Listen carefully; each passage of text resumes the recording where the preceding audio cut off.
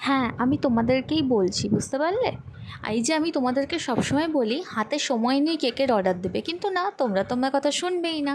তার প্রমাণ আজকে আমি তোমাদেরকে দেখাচ্ছি। এই যে ছিল কেকটা, এটা হচ্ছে ভ্যানিলা ফ্লেভারের কেক। আর ডিজাইনটা কিন্তু আমি ইউটিউব দেখে করেছিলাম, যেটা সত্যি ভাই সেটাই।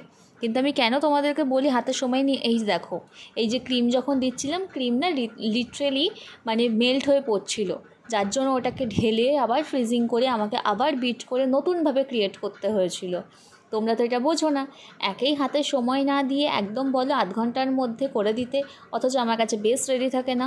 কারণ তোমরা তো পুরনো মাল নেবে না, পুরনো মাল একমাত্র পাবে দোকানে, সেটা তো আমাদের থেকে পাবে না, আমরা একদম ফ্রেশ মাল দিই। তো যার জন্য ভাই একটু তো সময় দিতে হয় নাকি? এই আধ ঘন্টা আগে যদি অর্ডার দাও, আধ ঘন্টার মধ্যেই বলো ডেলিভারি দিতে, এটা না কখনোই সম্ভব নয়।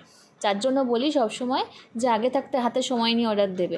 তো যাই হোক, এই হলো ডিজাইন। আর দেখো, ওপরে কিন্তু আমি স্প্রিঙ্কেল দিয়ে নতুন একটা ডিজাইন তোমাদের সাথে শেয়ার করলাম। ডিজাইনটা ভালো লাগলে অবশ্যই কিন্তু লাইক, কমেন্ট আর শেয়ার করো।